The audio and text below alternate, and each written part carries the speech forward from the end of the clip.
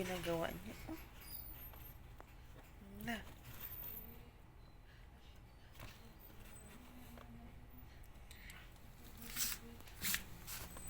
Uy, Yuki, anong pinagagawa mo? Tingnan niyo kung anong pinagagawa niya, oh. Oh. Sis, tingnan mo nga to. Pinasok yung ulo niya sa ano. Ayan. Ayan. Marunong na sa magtanggal. Natanggal niya. Marunong sa magtanggal. Pinasok na naman niya ulit. Nangangat-ngat niya.